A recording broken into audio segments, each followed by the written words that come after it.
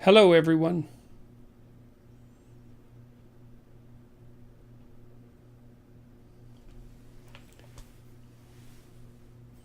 So, the first question that came up. Oh, there's something I want to say first. First, thank you for tuning into this Q&A. It's always much appreciated. It's a pleasure to do these, and they seem to be quite popular. It's been a while since I did one, but I've been on the road a lot and away from my computer, and so that's the reason or the excuse. Take your pick. Hopefully, it's a reason. I wanted to let you know too, those of you who don't know, I have worked on two programs online that are hypothetically helpful to people. One is selfauthoring.com, and that helps you write about your past and your present and your future. To catch you up, that's the past authoring program. To identify your faults and virtues, that's the present authoring program. And to make a vision and a counter vision for your future and to make an implementable plan, they're writing exercises. I produced a 20% discount for all you Q&A people today. So if you use the discount code AUGUST at selfauthoring.com, then you can purchase the full set of programs for 20% off. And we have a 2-for-1 offer, so you can share that with a friend as well. So, and then understandmyself.com is a personality test site that enables you to get a Big Five readout of your personality with each of the Big Five traits: extroversion, neuroticism, agreeableness, conscientiousness, and openness, broken down into their two aspects. So you can get a pretty comprehensive view of your personality. And that code is also August, and that's in the description of the video in case you forget. So if you're inclined, you can use those codes and you can try out those programs. We know the future authoring program, for example, if university students do it, especially the ones that are struggling, it produces quite a marked increase in their propensity to stay at university and to get better grades. So the programs seem very, very effective. So if you're trying to straighten out your life, then I would recommend the self-authoring program. And if you're trying to understand yourself better or someone that you know, then you could try understandmyself.com. So that's that. The other announcement, I suppose, is that I've done a tour now of about 65 cities with Tammy. Somebody asked how she manages this. She's exceptionally good at traveling and very low in neuroticism, thank God for that, because it's been a stressful time with lots of opportunity, obviously, and she likes to travel, and so she's very good at helping me manage this. We're going to hit about 40 more cities, 40 or 50 more cities between now and the end of April next year, which is when I'm going to bring all this touring to a close. In September and early October, we're doing 20 cities on the eastern seaboard of the United States. And then in October, near the end of October, about 15 cities in the UK and Northern Europe. And then in February, Australia and New Zealand. And then in March and April, then the rest of Europe. That's the plan anyways, and perhaps there'll be some side trips during those times to other places. And so you can find out about that at jordanbpeterson.com/events. You're more than welcome to come to the talks. They've been very good events in my estimation. I've really enjoyed them. I can tell you I enjoy doing those talks, and I find them a lot less stressful than talking to journalists. The crowds are there. The individuals in the crowds are there to come and listen to a serious discussion about how life might be improved. And they're very, very positive events. So I've been very happy to do them. The Sam Harris videos, I did 4 talks with Sam Harris. Those are in preparation. We hope we'll have them out in August. Everybody's trying to come to an agreement about how they should be released. It's a rather complicated affair given how many people are involved. But I think we're close to figuring that out. There'll be 10 hours of tape talks, 4 sessions, 2.5 hours each. I think the talks were very, very productive. We'll see. The audiences seem to react positively to them, and they were very well attended. We had 8,500 people in Dublin, and about 6,500 in London. So those were very large crowds. So that's very cool. 12 Rules for Life has sold about 2 million copies now, and for those of you who are mathematically geek inclined, That's 57 miles of bookshelf if the books are stacked, as you would put books on a bookshelf. So that's a lot of books. And Maps of Meaning, I released the audio version of that June 12th, 2018, and it hit the New York Times bestseller list for audiobooks in July and August. So that was rather comical, given that 12 Rules for Life was never put on the New York Times bestseller list. So I thought that was an ironic little touch of fate, and I'm quite pleased to see how the audiobook is doing. If you like 12 Rules for Life and you're looking for something that delves more deeply into the same themes, then you could try Maps of Meaning. And I think the audiobook, which I read, is more accessible than the written book. People seem to be responding to it that way, so I'm pretty happy about all the positive things that are happening. Okay, how am I? That's the first question. How am I? Well, pretty good. Actually, my health seems to have stabilized substantially. I'm feeling pretty sharp. I have periods of some negative mood, although they're short and sweet, so to speak. But I seem to be sharp cognitively, and I can concentrate for long periods of time and get lots done. I've been able to do quite a bit of writing in the last couple of months, partly blog posts, partly also I had the privilege of being asked to write the introduction to the 50th anniversary version, single volume, abridged version of Solzhenitsyn's Gulag Archipelago. And I finished that about a week and a half ago. That took me about 2 months to write, about 3,500 words if I remember correctly. It was a daunting task to write an introduction to a book as tremendously influential and important and also of exceedingly high literary quality. So it was a daunting task to write that introduction, and I really wanted to get it right, and I hope I did.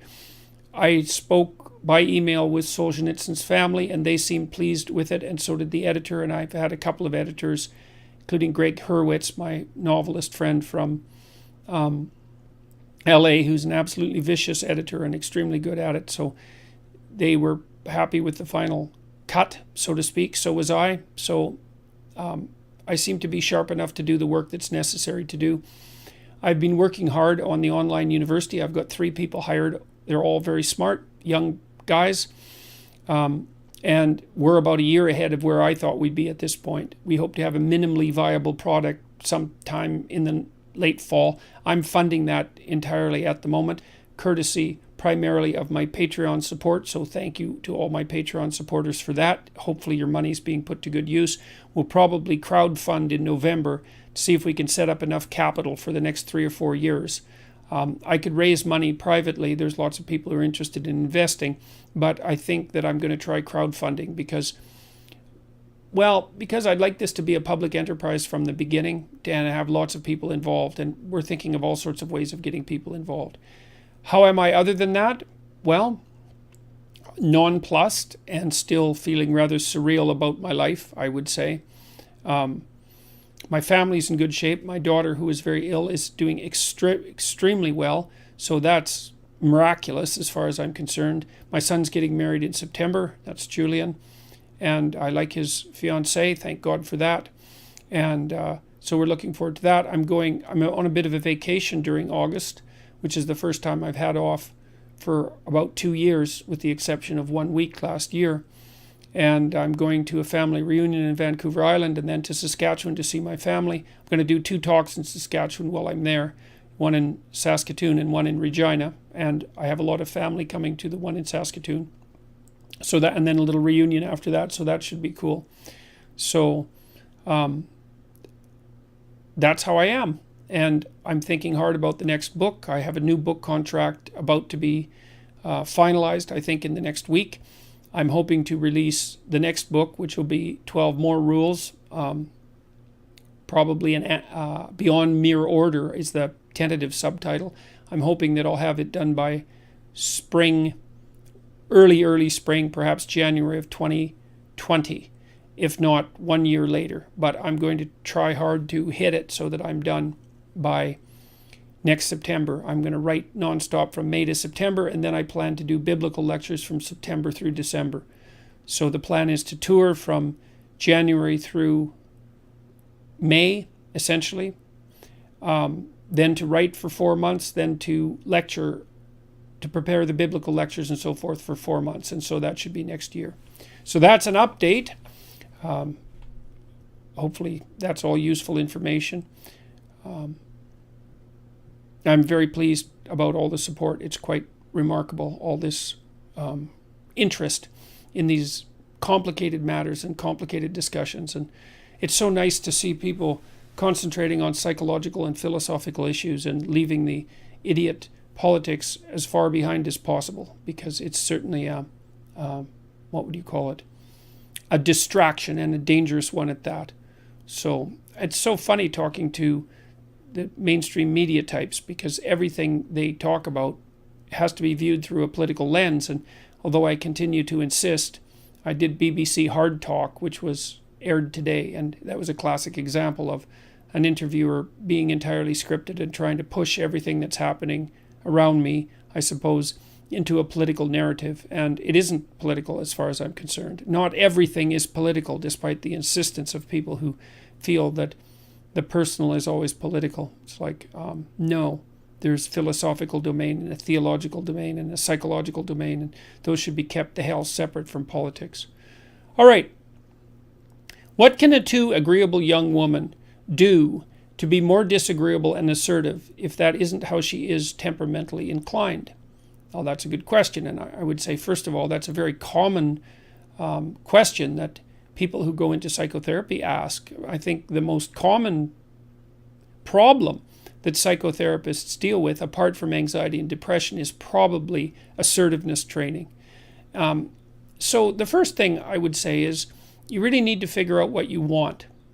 And I would recommend doing the self-authoring program, the future authoring program in particular, because if you want to stand up for yourself, you have to have your goals and your vision well laid out and well defined, and then you have to have a strategy that is matched to those goals, so that you know what you want, so that you know when you're not getting it.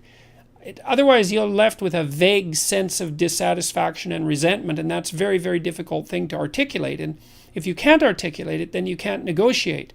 If you know what you want and you know why, then you can make a case for yourself. Okay, so let's assume now that you've laid out a vision and a counter vision, which the future authoring program also helps you do, so you know what kind of hell you want to avoid that you might drift into if you were too agreeable for the rest of your life. And that would be a hell that consisted mostly of people taking advantage of you all the time and you feeling resentful and bitter about it. Not something I would recommend. See, I think that women are agreeable because it helps them deal with infants, but it's not a great temperamental strategy for dealing with complex organizations in the adult world. So I think it's a price that women pay for also being adapted to have plenty of patience for very young children. And then you have to overcome that to some degree to put yourself forward properly in more complex hierarchies of accomplishment. So I would say once you have your vision established, your vision for the future, and your counter vision, so you're afraid of what will happen if you don't stand up for yourself, then you need to consult your resentment. Because if you're resentful about something, as far as I can tell, there's generally only two reasons. One is you should grow the hell up and quit whining. So you got to find out first if you're just feeling sorry for yourself. And you can think that through, make a pro and con case, and you can talk to somebody that you care about that. I'm not assuming that that's the reason, but that's one potential reason. If you're not merely feeling sorry for yourself, then you probably have something to say and something that you need. And you need to figure out what that is, and then you have to develop a strategy to put that forward. I've seen lots of people in my personal life and in my private practice not get what they want because, well, A, they don't specify it, and B, they don't ask for it. And if you're negotiating, say, for a raise or for a promotion and so forth, you have to put yourself forward. You need to tell the person you're working for why you should be treated with more consideration or respect, or have more resources devoted to you, or more authority shifted to you. And you have to make a case for that, a compelling case, so that they have a reason to attend to you. And they're not going to notice, because most managerial types are so overloaded with work that they never notice when anything's going right. They just notice the things that are going wrong. So you need to make a plan, You have to have a strategy that goes along with that plan. You have to have articulated arguments for why a certain form of treatment is appropriate to you. And then you have to have the courage to put that forward. And I guess you have to remember that you owe yourself as much as you owe other people. You have to take care of yourself like you take care of other people.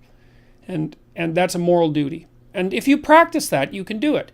And a lot of that's also associated with telling the truth. You don't have a better friend than the truth, even though it can be very harsh in the short term. And so if you're unhappy at work because you're being taken advantage of, then you have to strategize yourself out of that. You have to learn to negotiate. And a lot of that also means that you have to overcome your hesitancy to engage in conflict. And you got to think about it this way. Negotiation and conflict are somewhat indistinguishable. And it's easy moment to moment to avoid negotiation conflict, but you pay a terrible price for it in the medium to long term. It's better to face the conflict forthrightly in the present and make peace for the medium to long term. And there's courage in that. So that's the other thing I would say is gird up your loins and allow yourself to act courageously and truthfully. Truth is your best bet if you're too agreeable. So, you also might find that you have a pretty good critical intelligence, but that you think it's mean, and so that you keep it hidden. Some of the smartest women I knew who were very, very agreeable had unbelievably good instincts with regards to figuring out what other people's motives were, but they were ashamed of their suspicions. And really what that meant was they ended up being ashamed of their critical intelligence because they were so agreeable. So it may be that the darker part of you, the shadow part of you, knows things that you could know if you were willing to admit that they were true. And so you have to give some credence to your darker element, I would say.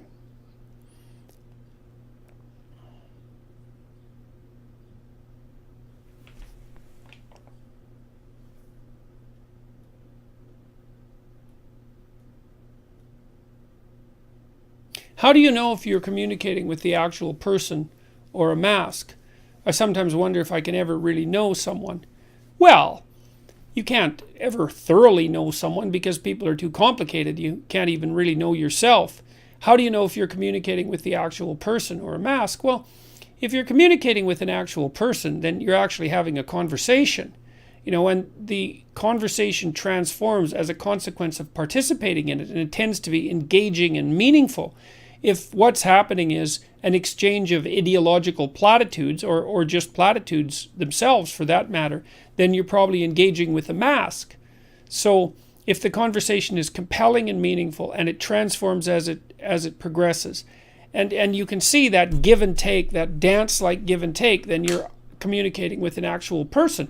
The other thing I would say is that when you're communicating with an actual person rather than a mask, the person that you're communicating with tends to be quite interesting. If people talk about what they know, which means you're really communicating with them, if they talk about their own personal experience instead of wandering off into the domain of cliches and ideological platitudes, then people tend to be extraordinarily interesting. And so that's another good tactic and a good hint that you're where you should be when you're conversing. One of the rules I had when I was seeing clients actively was that if the conversation I was having wasn't interesting, and if my attention started to wander, then we weren't discussing issues that were sufficiently vital. Because if we were discussing vital issues, then the conversation basically flew by. And so I think that's a good marker.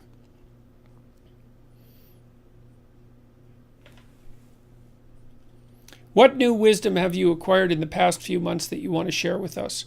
Well, I've got one, I think. I've thought up a bunch of new things, but this one I'm really happy with. I figured out why, some of you know that there's a mythological trope that I discuss fairly frequently about rescuing your father from the belly of the dragon or the belly of the beast. It's a motif that you see. Well, you see it in The Lion King. You see it when Simba is being initiated by the baboon. I don't remember, Nafiki, I think his name is.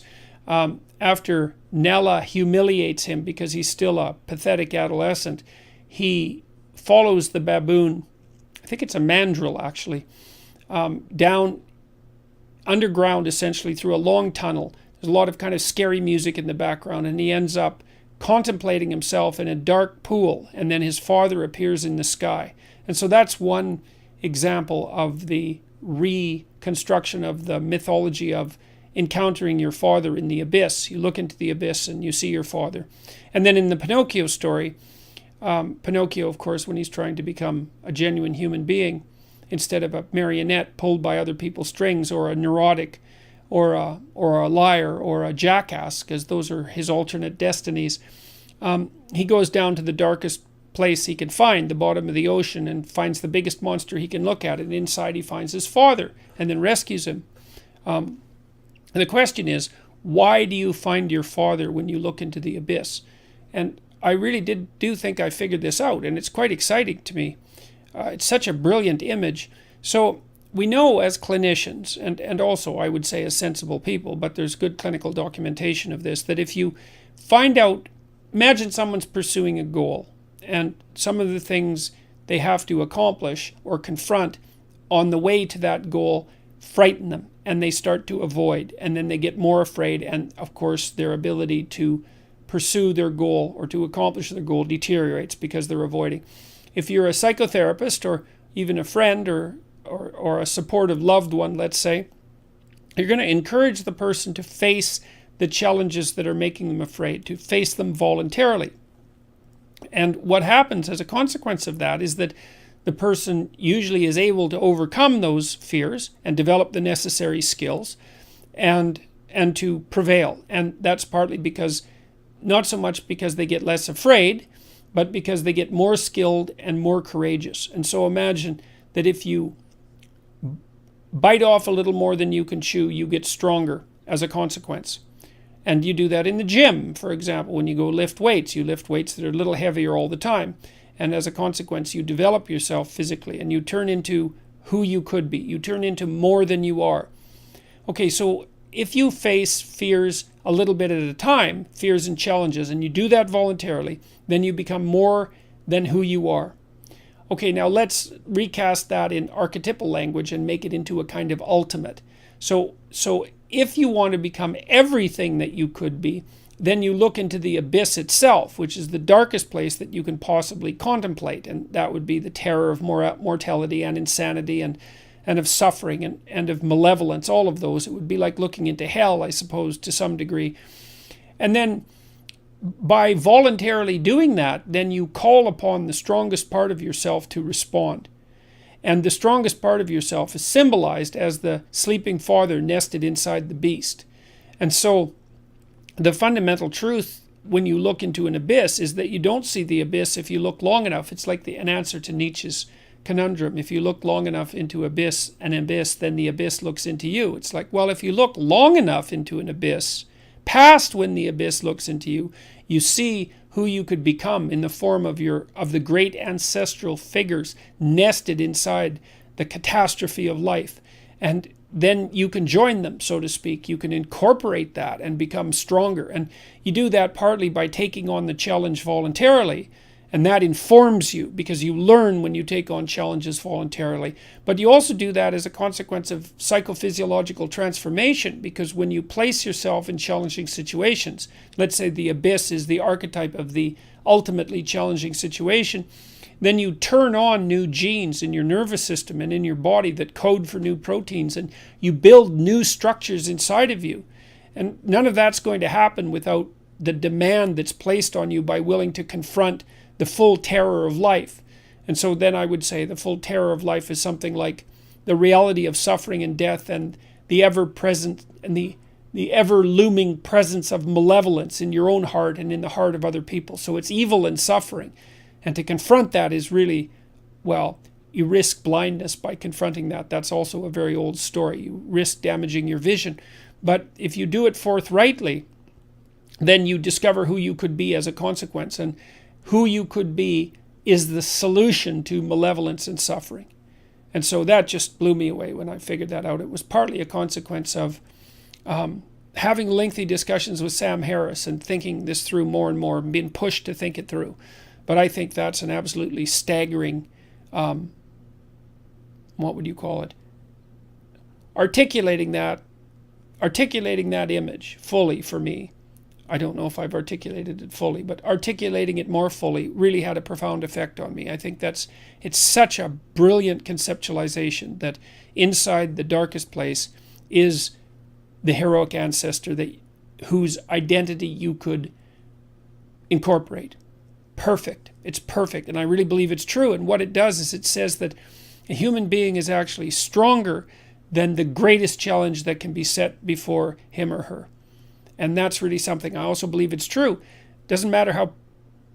The other thing that's so interesting about that is that it transforms pessimism into optimism. It's like, well, the world is a very dark place. It's full of suffering and it's full of malevolence. And it might even be so full of suffering and malevolence that a reasonable person could question the justification of its being, as Ivan Karamazov does in The Brothers Karamazov, which I would highly recommend, by the way. That's an absolutely great book, Dostoevsky. But the truth of the matter seems to be that if you face the pessimism full frontal, so to speak, then you find something in you that's strong enough to take it on. And that really says something about, what would you say, the relationship between human beings and divinity, I would say, because it takes something transcendent, of transcendent power, to be able to rise above the genuine suffering and malevolence of life. And I do think that we have that within us if we don't shy away from the challenge. So, there's in the story of King Arthur and the Holy Grail. So the Holy Grail is one of two things. It's a cup that either held the wine that Christ drank at the Last Supper, or that was used to catch his blood when he was speared on the cross. Either one. But it's the reservoir, let's say, of the fluid that eternally nourishes. It's something like that. And when you go to look for the Holy Grail, you don't know where to look because you don't know where the Holy Grail is. And so King Arthur and his knights, who all sit at a round table because they're essentially equals, each go off to find the Holy Grail, and each of them enters the forest to begin the quest at the place that looks darkest to him. And that's another example of the same idea, is that it's another example of a dictum from Carl Jung, which he extracted from the alchemical literature, which was in sterquilinus invenitur, which means, roughly speaking, in filth it will be found, or more to the point, what you most need will be found where you least want to look. But you have to look purposefully. If it chases you, you're prey. If you confront it, then you're the thing that can transcend it. And that's an unbelievably optimistic message, because it suggests that if you're willing to take on the burden of being with its suffering and malevolence, that you can awaken that which is within you that will allow you to prevail. And God only knows how deep an idea that is. It might be the deepest of ideas, because who knows what the limit of a human being is. So, well, that's some of the wisdom, so to speak, that I've acquired in the last few months. And there's quite a bit more too. But I'm going to write all this down and hopefully publish a bunch of it in my next book. I figured out a bunch about hierarchies too, and how they function, and I've developed a whole new way of conceptualizing. One of the things I was arguing with Sam Harris was the relationship between facts and values, because Sam, and he has his reasons, would like to propose that we can derive values directly from facts. And he wants to do that because he wants to nail the world of values to something solid, so it doesn't float in air and get, let's say, what would you call it, hijacked by the fundamentalists, or dissolve into nihilism. And both of those are terrible ends for a hierarchy of value. So he wants to nail it to something more objective and less relativistic and less grounded in revealed truth. That removes it from the domain of fundamentalism. And so I can understand his point and why he wants to do that. But the problem is that it isn't easy to derive values from facts, because there's an infinite number of facts and, by necessity, a very finite number of values. In fact, most of the time when you're doing something, you're reducing the whole world to one value, and that value is encapsulated in whatever goal you happen to be pursuing at the moment, or whatever you're paying attention to, which is also a form of goal-directed pursuit.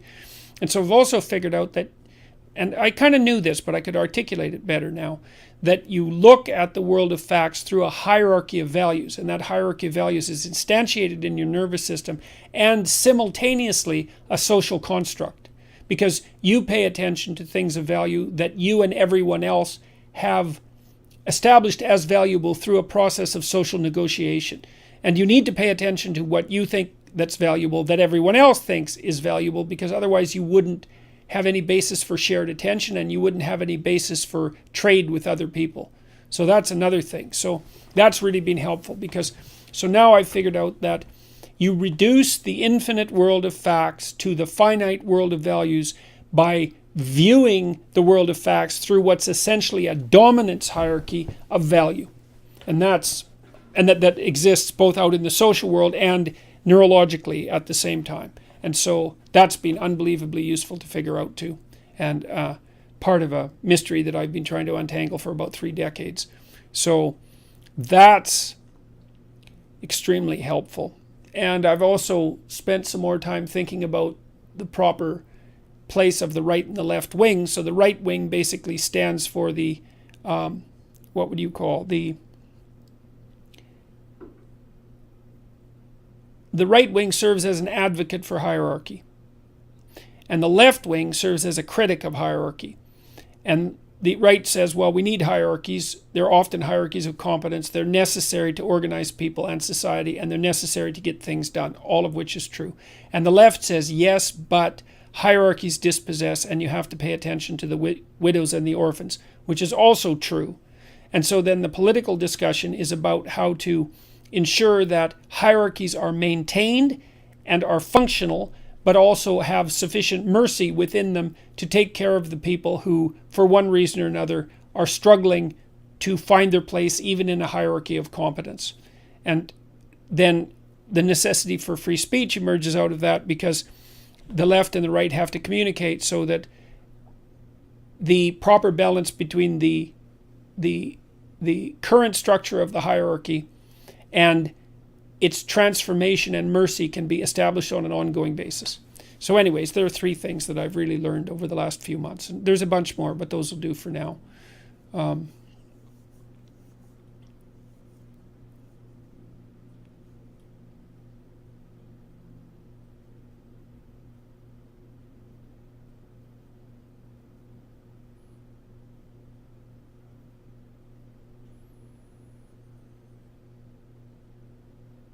If too much masculinity is tyranny, but the right amount is order, and too much femininity is chaos, what's the word for the right amount of femininity? That's a really good question. I read that a bit earlier, and I couldn't come up with something immediate. But the only thing I can think of is that often femininity has been characterized as wisdom. And maybe that's so the wisdom that God, in the Judeo-Christian tradition, that God consults is feminine. That's an old tradition. And maybe that's because order needs to be leavened with the right amount of chaos in order for wisdom to emerge. The order, it can be blind and tyrannical and dead. And so it's the mixture of the right amount of chaos that turns that order into wisdom. And then that wisdom is often personified as feminine. Now, that doesn't exactly answer your question, because it doesn't make the right balance. You still don't have tyranny, order. You still don't have order, tyranny, chaos. You're still missing the proper word there.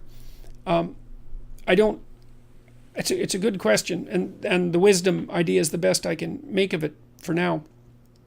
Is it better to marry someone with your temperament, or a contrasting complementary temperament?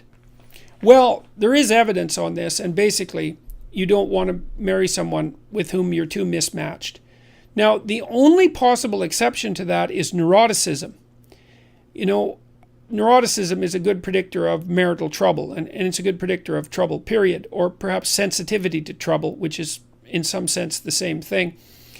And I don't know of any research specifically pertaining to this. Now, I know that people who are high in neuroticism are more likely to miss work and to visit the doctor and to and to be unhappy in their marriages and so forth.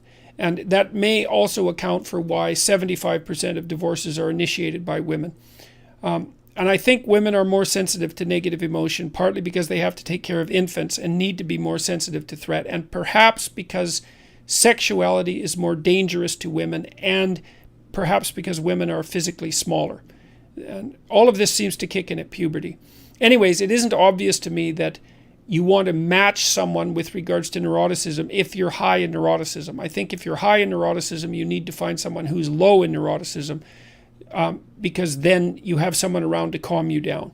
Now, apart from that, the research literature does indicate that match is better. And you can see why. It's hard for extroverts and introverts to get along, especially if they're extreme extroverts and extreme introverts, because an extreme extrovert always wants to be with other people and in groups, and an extreme introvert hardly ever wants that. And that's a very, very difficult thing to negotiate. And then with conscientiousness, same thing. If you're really high in orderliness, it's very hard to be married to someone who's very low in orderliness. You're going to end up doing all the cleaning, for example. That will drive you crazy. And if you're high in industriousness, same thing. Now, if you're super high in industriousness and orderliness, you might want someone who's maybe moderate in both to kind of temper you a bit, because one of the problems with being too high in conscientiousness is that you can't stop working. And you should probably stop working from time to time. Agreeableness, same thing. Hard for an agreeable and disagreeable person to get along. The agreeable person will always be... The disagreeable person who won't shy away from conflict is likely to dominate the agreeable person quite badly. So that's a tough bridge that's a tough chasm to bridge as well. So you look for temperamental similarity.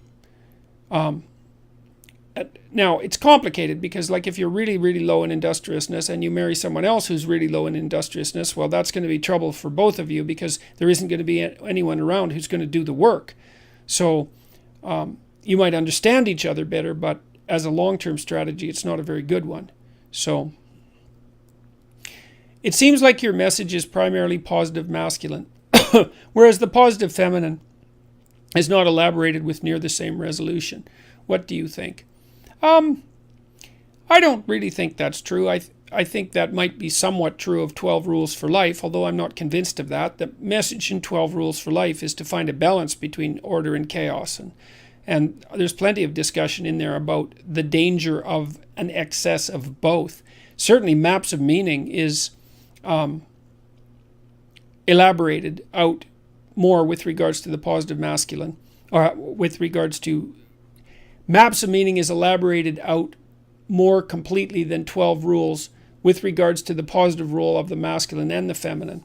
I think it's complicated in part because the feminine, classically speaking, is associated with smaller scale, intimate, familial groupings. And so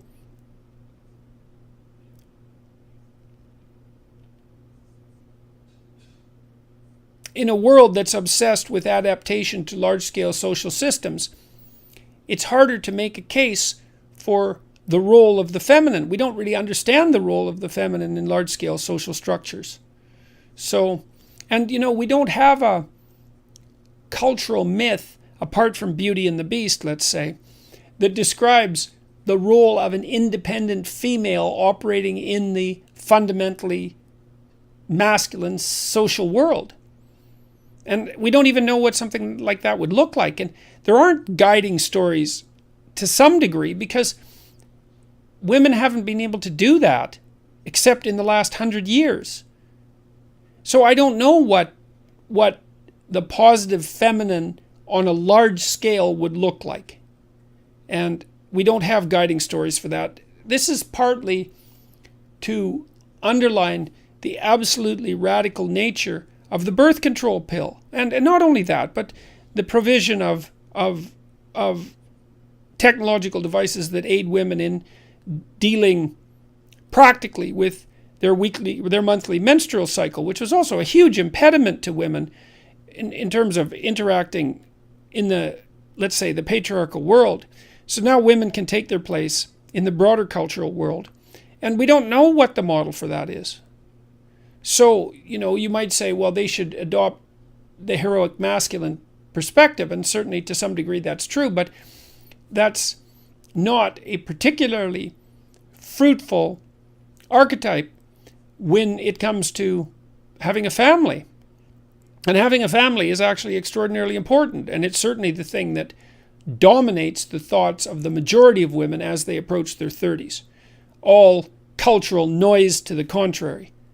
So it's something we're still puzzling out, and I suppose I'm still puzzling it out too. I mean, with my daughter, I tried to encourage her to be as sharp and as intelligent and critically minded and ambitious as she could be, but also let her know that if she was always interested in having kids, but to also let her know that having a family is an extremely important thing. How to balance that? Well, that is the modern conundrum, isn't it? We want to figure out how to maximize our access to the talents of women, but also to set up a situation where it's possible for talented women, and women of all talents, let's say, as well, but talented women who have options in the workplace to also have a family. And this is a tremendously complex problem, and it isn't clear how it's going to be solved. There is data showing, you say, well, men should pick up more of the feminine role, and I suppose that's possible. But there is good data showing, for example, that if you show women pictures of men engaged in classically masculine endeavors, fixing a roof or fixing the plumbing or so forth, or in feminine endeavors, doing the dishes and vacuuming, that the women rate the men who are doing the female tasks as less sexually attractive. And so it's not all on the men with regards to the utility of them picking up a more feminine role.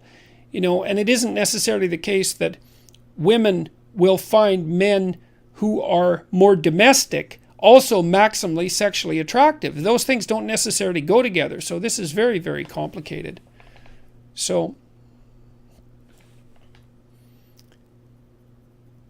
I'm quite shy, and when asked questions in public, I find it hard to articulate a good answer, but will come up with a strong response hours or days later. Any advice? Yeah, I have some advice.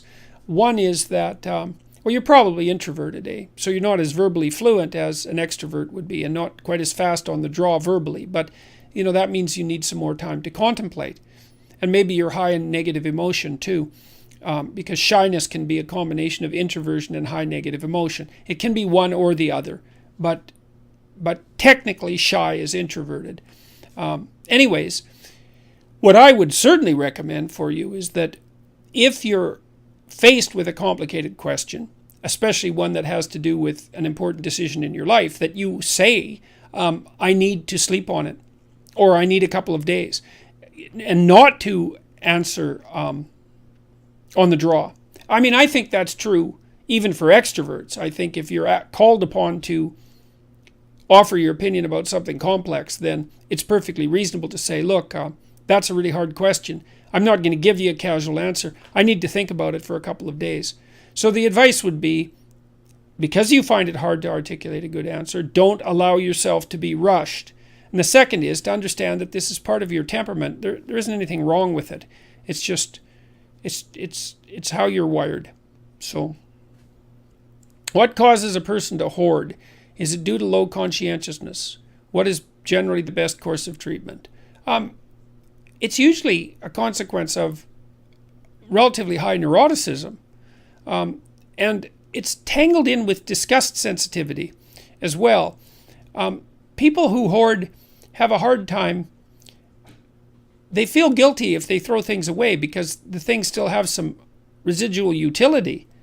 The best course of treatment is, behavioral therapy is probably the best course of treatment. And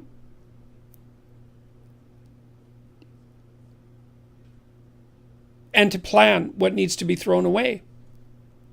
And to work with a person that can help you make the hard decisions that need to be made if you're hoarding. All that hoarded material is it's decisions that have been put off. So a lot of that is high neuroticism. Some of that can be a consequence of low conscientiousness as well. So the best course of treatment is to find someone to help you plan how to approach the horde. Very complicated. So, all right.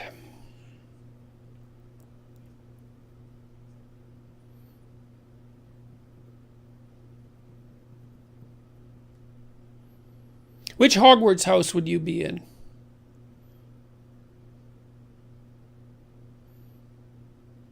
Well, I think I'd have the same issue as Harry Potter. When the hat was first put on, it would think that I might make a perfectly good denizen of Slytherin. So, although that probably wouldn't be where I would end up. So,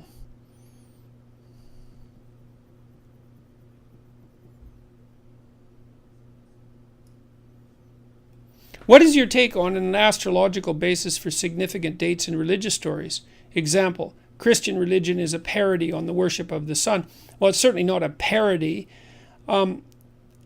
Religious systems, as they expand, tend to incorporate everything that's quasi-religious in the culture.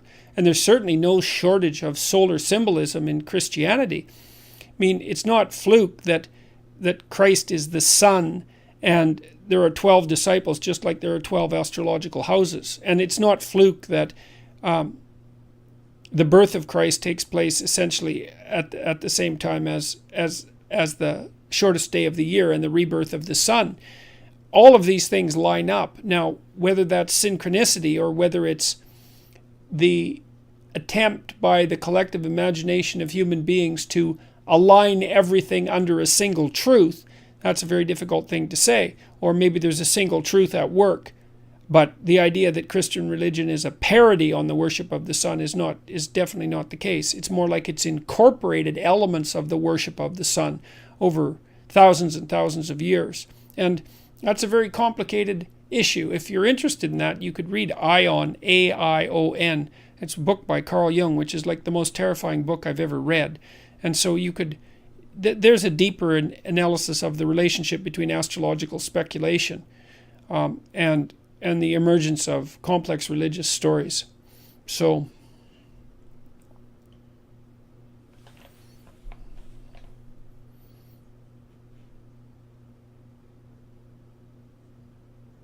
my brother, 29, is sick at home with burnout. He's a perfectionist, has anxiety, has trouble dealing with stress. How can I help him become stronger?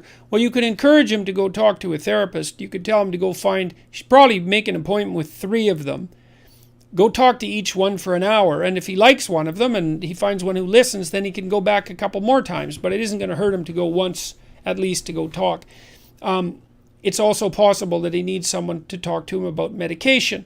You know, antidepressants, if he's in real trouble, antidepressants are often very helpful to people. Not always, but often. And so that is a lot better. Taking an antidepressant beats the hell out of being sick at home with burnout and its attendant dangers, cognitive dangers, dangers of stress-induced illness, dangers of suicidal ideation, all that sort of thing.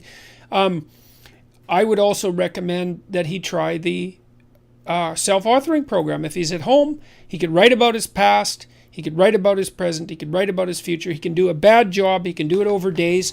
I think that, we have evidence that the program is extremely helpful to people, and there's evidence from other researchers that such programs really help. So that would be something that he could do while he's sitting at home, and it's not going to hurt him.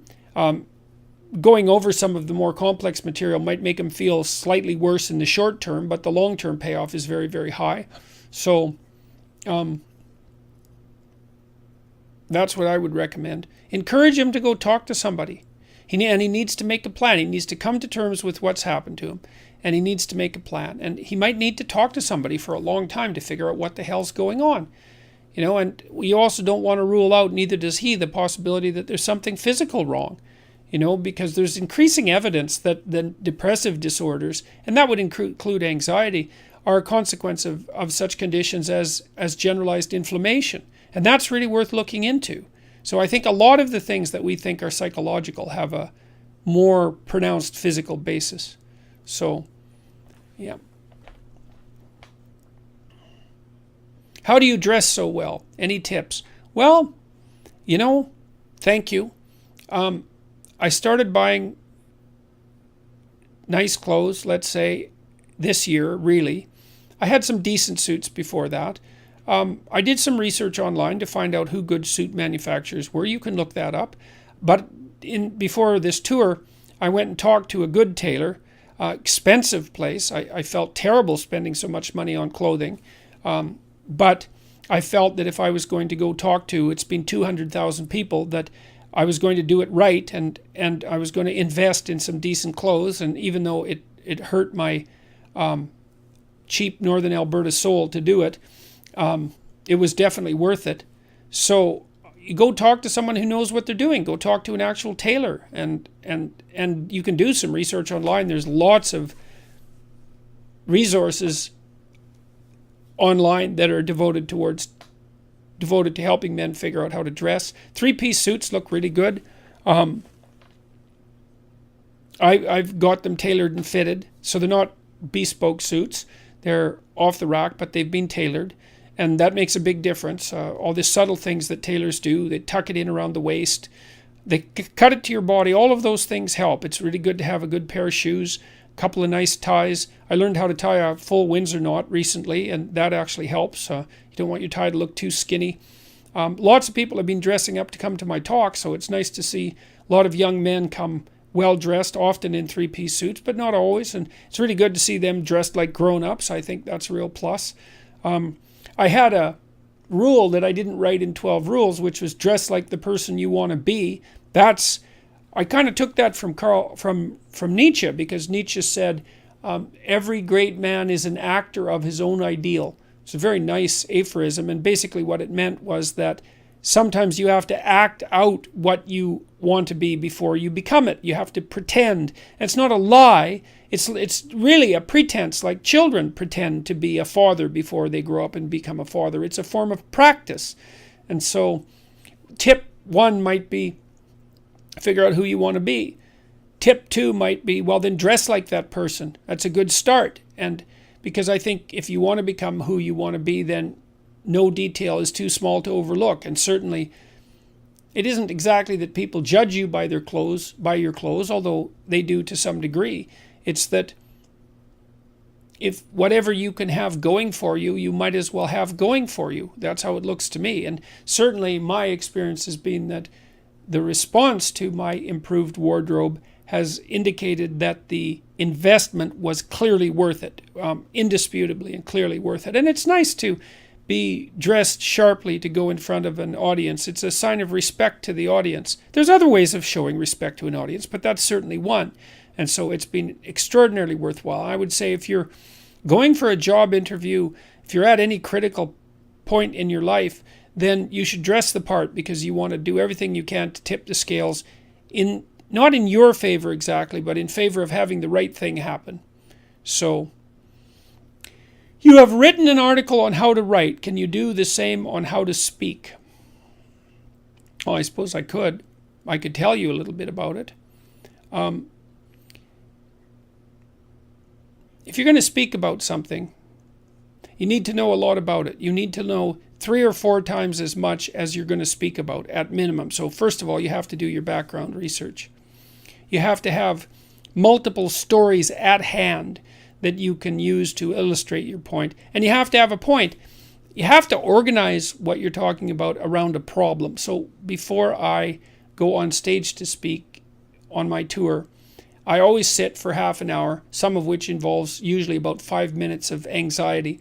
And I think, okay, there's a problem I'm trying to address tonight, a central problem or a theme. What is it? It might be courage, it might be responsibility, it might be meaning.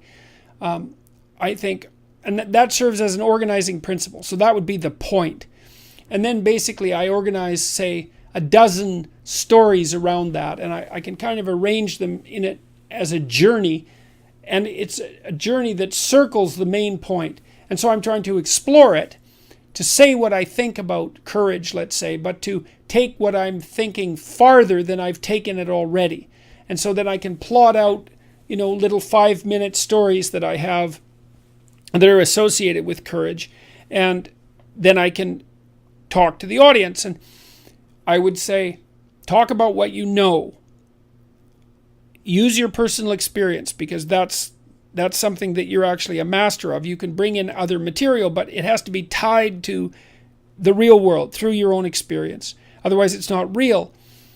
It's also very good to speak directly to the audience, to the individuals in the audience, because I'm always looking at a single person, one after another, and focusing on them and talking to them, just like you'd have a conversation with someone. And that way I can see if they're following along. And I'm always listening to the audience.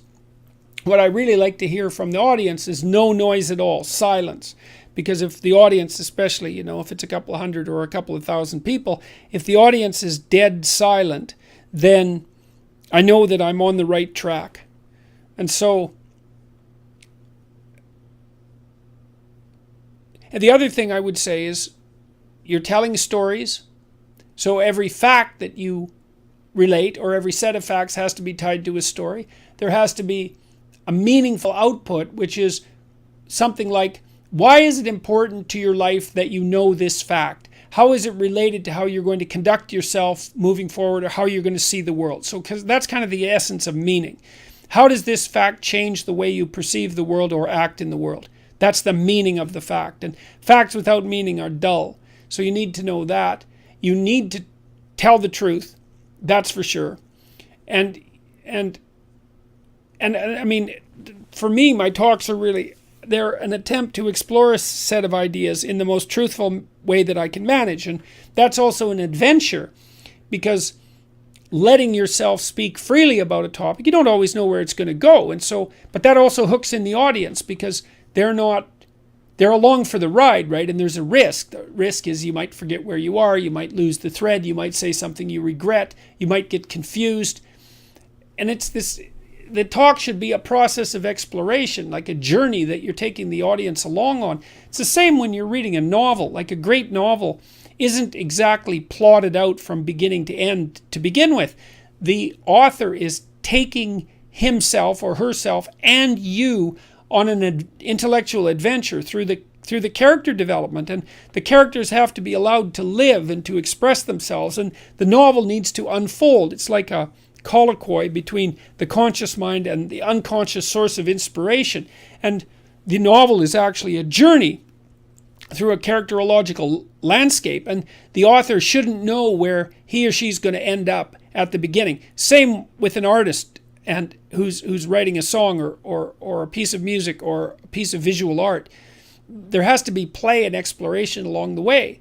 And so you also don't want to deliver an over-prepared talk, in my estimation, or at least that's not how I do it. You want to have a theme, you want to have a body of knowledge from which you can draw on, and then you want to be actively exploring the idea in front of the audience. And that's very gripping for everyone, including you. And you should learn something from the talk. It's an opportunity to think on your feet. And anyways, that's my style of lecturing.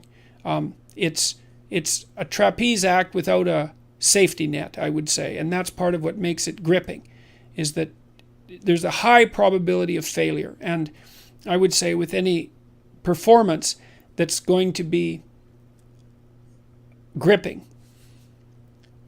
that on the edge of the seat gripping, there has to be a high probability of failure. And that's why I don't speak with notes. If you speak with notes, which you might have to if you're a beginning speaker, then you cannot fail, because you can always read the notes. And so there's a net. You'll fall in the net, but you won't die. But you'll never do anything spectacular. So that's the thing, is if you're going to do something spectacular, you have to take the risk. And if you're going to take the risk, you have to think on your feet. And then you also have to have something to think about. You have to have been working on this material. I've been working on the stuff I talk about for 30 years, for tens of thousands of hours. And so I have that reservoir of knowledge, I suppose. And, whenever I read something new, I'm slotting it into the knowledge structure that I use to generate my talks. And I'm reading all the time. And lots of the things I read, I forget. They're not relevant to my central mission, whatever that happens to be. It looks something like the delineation of the relationship between responsibility and meaning, and maybe responsibility, meaning, and perception. It's something like that. And so I have a central concern, or deeper than that in some sense. My central concern was how to ensure personally that if I was tempted, in a situation like the situations that arose in the Soviet Union and Nazi Germany, that I wouldn't fall prey to those totalitarian systems and act in the reprehensible manner that so many people acted in. That's really been a driving concern of mine. And that bleeds over into the relationship between meaning and responsibility and perception. So there's a core set of problems that I'm working on, and every talk is an attempt to further develop those. So you also have to have a problem, you know. You think, well, you don't want to have a problem. It's like, yeah, you do. You've got problems anyways. If you're alive, you've got problems. Pick one of them. It can be your problem, and that can be the problem you try to address, whatever that happens to be.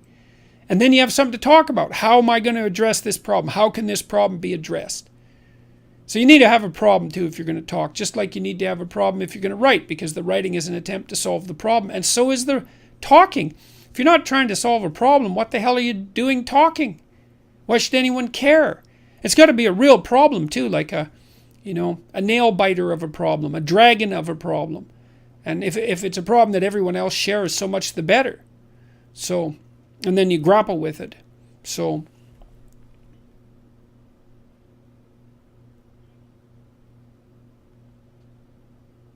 thoughts on the Eastern idea of moving away from excessive thinking into the awareness beyond thinking, removing it from the driver's seat to be used more as a tool. Yeah, well, I thought a lot about this in relationship to a couple of ancient ideas. The one Mesopotamian idea, characterization of Marduk, who was the highest Mesopotamian deity. It was Marduk who carved up the goddess of chaos, Tiamat, into pieces and made the world out of her pieces. So Marduk is the force that confronts chaos and builds habitable order, like the Logos in Genesis. And one of Marduk's attributes was that he had eyes all the way around his head and that he could speak magic words. Those two attributes, but it's the eyes that are of most crucial importance with regard to this question. Then there's Horus, the Egyptian god, who's the famous eye, and Horus is really a deification of attention, I would say.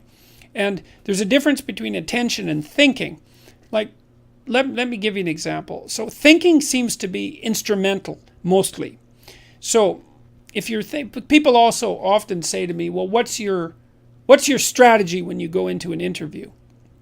And the answer is, well, I don't have a strategy when I go into an interview because I'm there to have a conversation. And I'm not sure where the conversation will go, and I'm willing to let it go wherever it goes.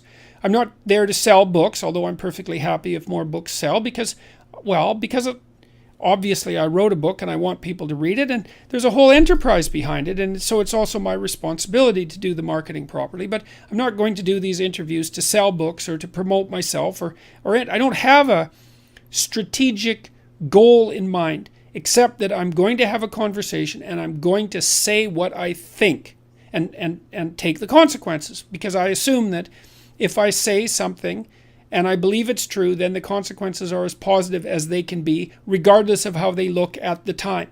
And that's an issue of faith, because I believe that the habitable order is generated by spoken truth.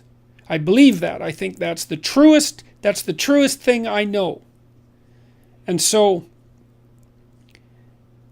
I go into the interview, and I did this in my clinical practice, and I try to do this when I'm talking to people too, is that I'm not thinking about where the conversation is going or what point I want to make or what I want the outcome to be. Any of that. I just let that go. It's within this broader framework of assuming that the truth is the most effective means of progressing. And then I pay attention. And what happens when you pay attention is that while you're watching a person, this is a great treatment for social anxiety, by the way, because if you're socially anxious, you tend not to pay attention to the person. Pay attention to who you're talking to. Watch them like a hawk, like not paranoid or anything like that, and not too intently because you'll make them uncomfortable, but intently. Pay attention to what they're saying, to how they look, to their facial gestures, all of that. Look at their face and watch and listen and try to understand what they're saying. And what you'll see is that, well, questions pop into your mind. It's like, well, I didn't understand what you said. Can you clarify that? And it sounds like you mean this. Is this what you mean? But not in a, I'll put you on the spot because I think you're wrong sort of way, but in a clarification sort of way. And all of that's attention. And so when I'm doing clinical work with people, and this is the reason I quit, by the way, about a year ago, is because I was starting to get distracted. I had a rule, which was, you have an hour with me and I do nothing but pay attention to you. I'm not thinking about what I want to accomplish. I'm not thinking about the problems in my life. I'm not distracted. And I listen to you and I ask questions when I don't understand.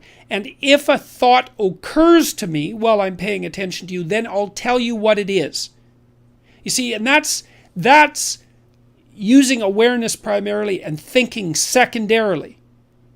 Like, I don't think, well, here's how I want to cure this person, and I'm going to maneuver them into certain responses by using these communicative tools. I think I'm going to pay attention to this person. We're going to discuss where we're going and why.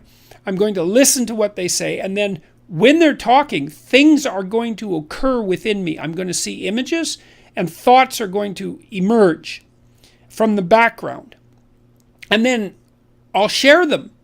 Not always, because I usually have more thoughts than can be shared, but if a thought comes up and it seems like an interesting reaction to what the person just said, then I'll just tell them, and sort of without commitment to it. And it's usually, okay, you just said this, and so this question emerged, so we need to straighten that out because I'm confused.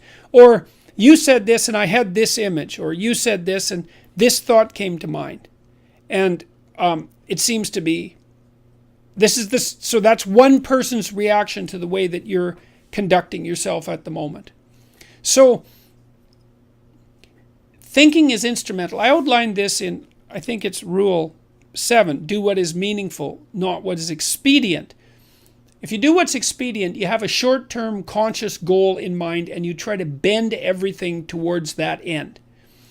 But if you're pursuing what's meaningful, then you just pay attention to what's going on and you react with truth. And I think that's a much better way of living as far as I'm concerned. It's a much more powerful way of living.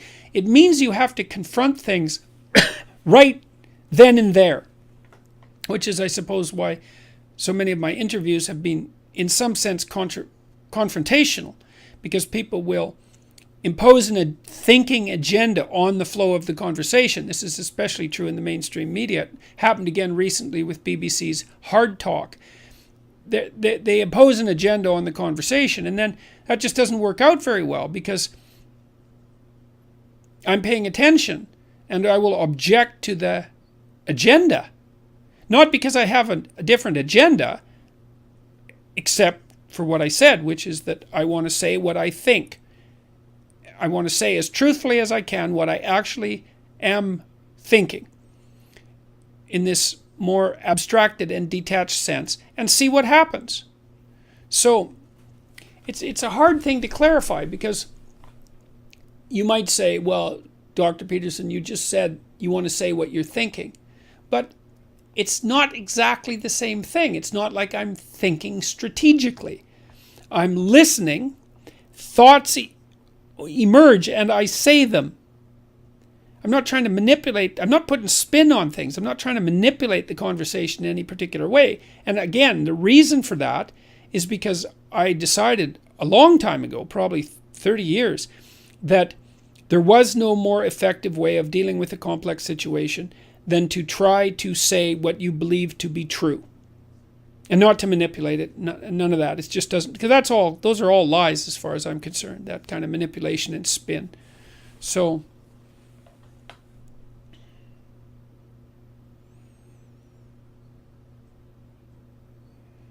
if he who is invited to the largest possible number of games is also the person that goes out to conquer the unknown, could this lie in reciprocal altruism? That's a really good question. I would say it almost certainly does. You certainly see the reciprocal altruism in being invited to the largest possible number of games. So a little background here. It's like, well, what's a winner? Well, a winner is someone who wins a game. It's like, no. A winner is someone who gets invited to play the largest possible number of games. And that means that you have to be a good sport. And so the good sport is the winner in the broader game, in the meta game. Now, I put forward the proposition that the winner of the meta game is also the person that goes out to conquer the unknown. Now, let's see if we can take that apart a little bit. Well, one of the attributes of being a good sport, let's say, is that you're trying to extend your skill during the game. And so you are confronting the unknown in the game because you're trying to get better at playing the game. And then you're also doing that in a way that's of benefit to the team. And so then you can imagine that being a team leader in the metagame, which is the game of extending your skill across the broadest possible set of games, is analogous to leading a team into the unknown. So if you're going to go confront the unknown, you're probably not going to do it alone, although you could. And to some degree you have to be alone, but you're generally going to do it in a cooperative and competitive way. I mean, that's why in stories like The Lord of the Rings and The Hobbit, for example, and even Harry Potter for that matter, none of those people are alone. They lead or are part of a broader social group, and they're important, and they're team players within that group.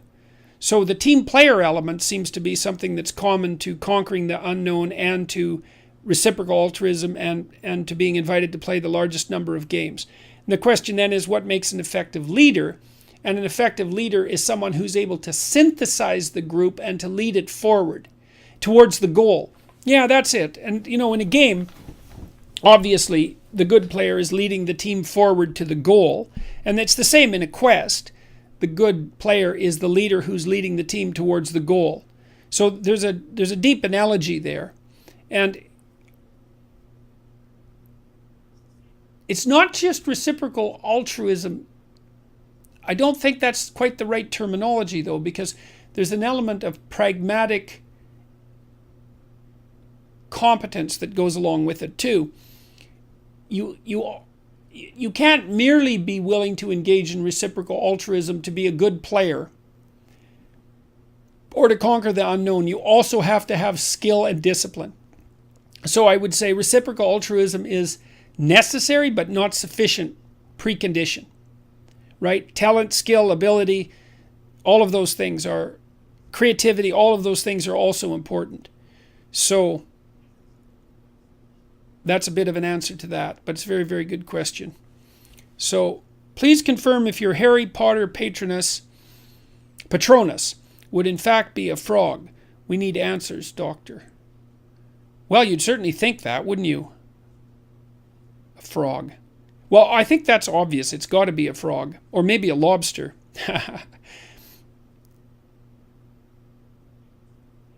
I wouldn't have guessed that it would be a frog, but that certainly seems to be how things have developed.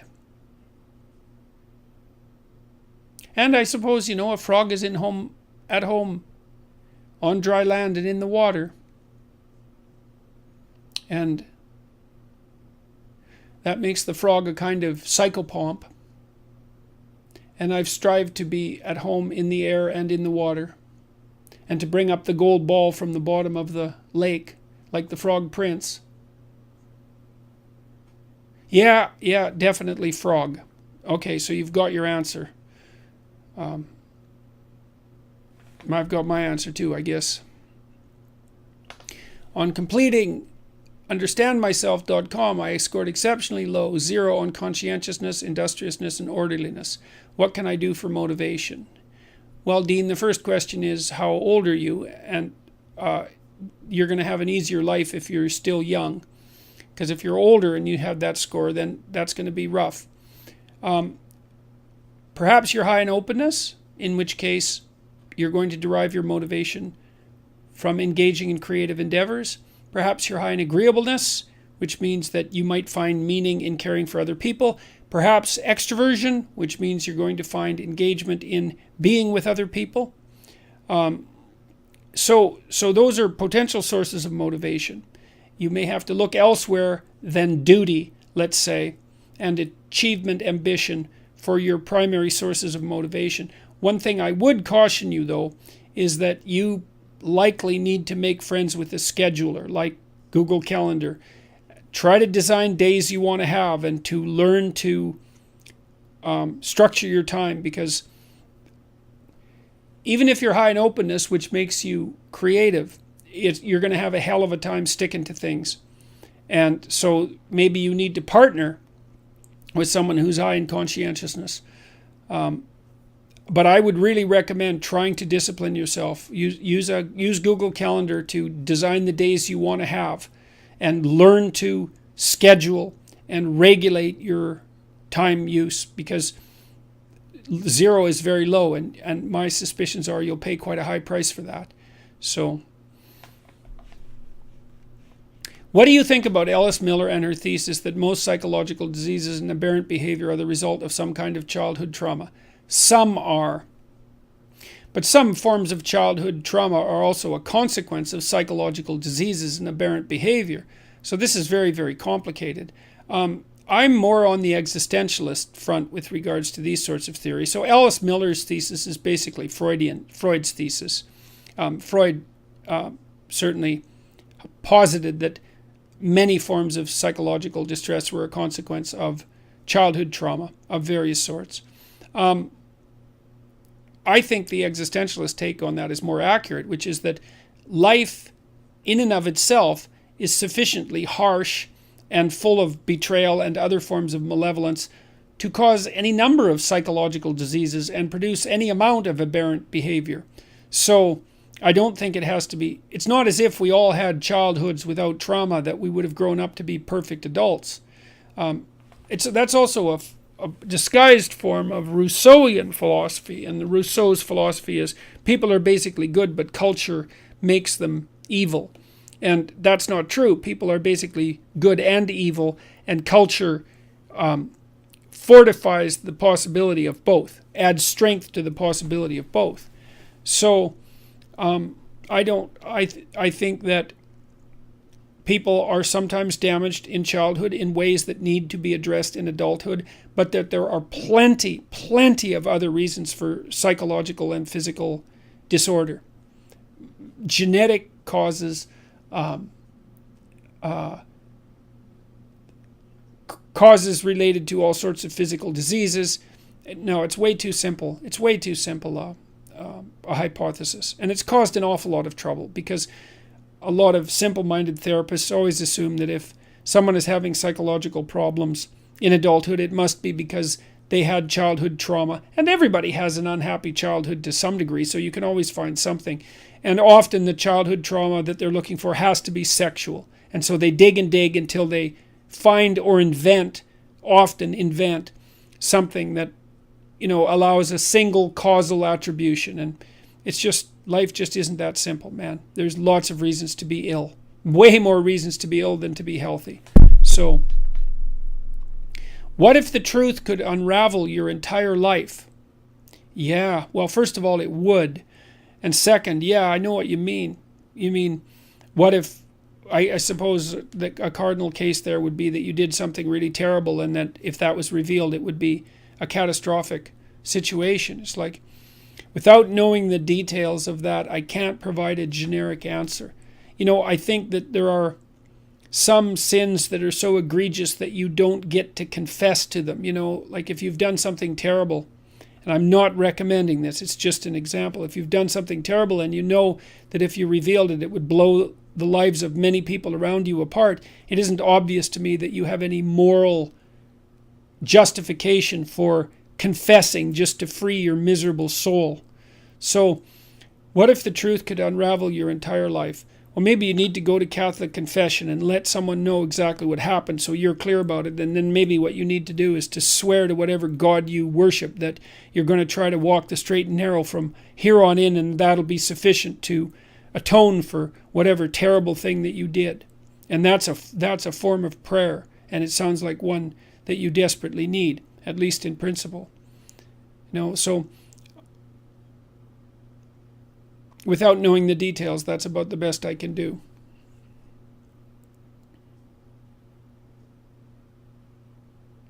I think what put you over with so many of us was the constructive message of how to be a good man. Well, a good person, I would say. Do you think that's where the media want you to go? I don't know. Generally not. I mentioned this earlier, is the media, as it disintegrates, and it certainly is disintegrating at an incredibly rapid rate,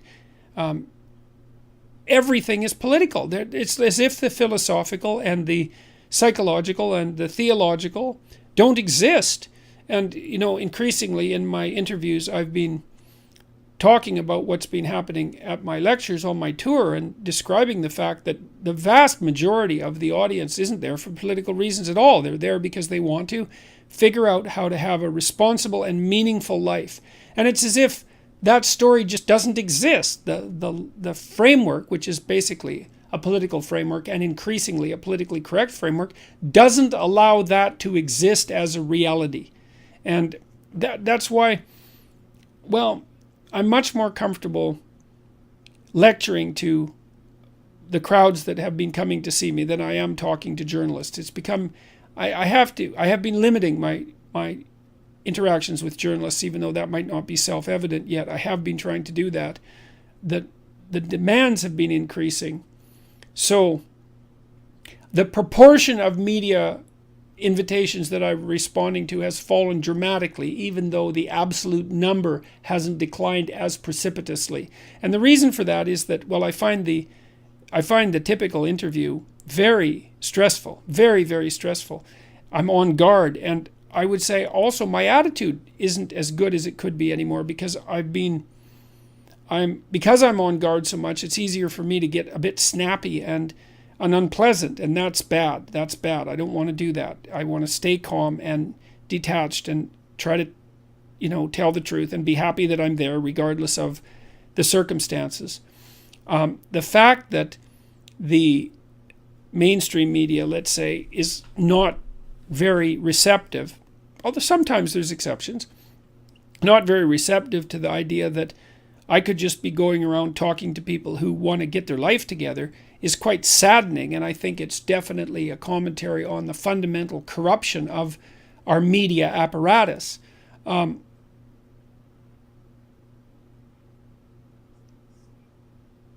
think it's better to talk on YouTube, to speak on my podcast, to do these lectures. And I think it's increasingly better to do that. The long-form discussions on YouTube, though, with people like Joe Rogan and Dave Rubin and so forth, that works just fine. So a new media form is emerging, and I think it's going to be a lot more productive. It won't be as scripted. It'll be much longer form. It'll allow for much more thoughtfulness. But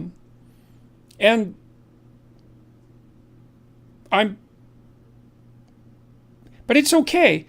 It's not like the media exposure, although it's been stressful, it's not like I'm not grateful for it. Even people who've put me on the spot very badly have ended up doing me a tremendous favor. But the problem is that because I'm becoming too much on guard, and I've noticed a developing sense of impatience within me and some suspicion, and that's not good. I don't want to be in situations where those are my fundamental orientations. It's a sign of a certain amount of internal corruption on my part, and I want to be in situations where I'm speaking honestly to people who are honestly listening. That's a good situation. So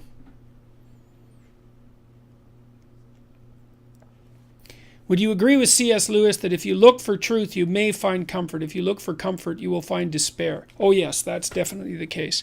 It's quite an intelligent phrase because he says if you look for truth, you may find comfort. He didn't say you will find comfort. Yeah, well, sometimes if you look for truth, you don't find comfort to begin with, that's for sure. You find a lot of trouble. But sometimes you have to go through a lot of trouble to set things right. If you look for comfort, despair, well, the reason for that is that you can't look for comfort in life. Life isn't about comfort. Life is a deadly game. It's a game of life and death. It's a game of good and evil. Everything's on the line. Your sanity's on the line. Your freedom from pain is on the line. Your freedom from despair is on the line. Your family's on the line. There's no comfort. Life is an adventure. And I think the greatest adventure that you can possibly have is the one that you find if you look for the truth. And that's a good place to stop. That's been 90 minutes, and I've been reasonably sharp and with it for the full 90 minutes. And so I think I'll bring it to a close. Just a couple of reminders. for those of you who tuned in late. If you want to try out the self-authoring program, I made a code August, and that entitles you to 20% off. There's a 2-for-1 special, so you can give it to a friend as well. If you want to try Understand Myself, which is a personality test, it only takes about 15 minutes. It's quite a bit easier than the self-authoring suite. The code for that is also August. That also gives you 20% off. Self-authoring helps you write about your past and present and future, and you can do a bad job. And if you haven't developed a life plan and you don't know where you are and you don't know where you're going, then I would highly recommend trying the program, and you're welcome to do a bad job at it, because a bad plan is a lot better than no plan at all. And Understand Myself will help you understand who you are, for better or worse, and people have responded quite positively to it. So I think it's worth the 15 minutes and the $9.95 that it costs, discounted 20% now. So I guess that's about $7.95, something like that. So that, the second Iceland lecture is going to come out soon. I released the first Iceland lecture, which is part of 12 Rules for Life. I have a tour coming out through the northeastern part of the United States starting in September, and then over to the UK and Northern Europe in September and October, and then Australia and New Zealand in February. I've really enjoyed the tour. I think it's an amazing opportunity.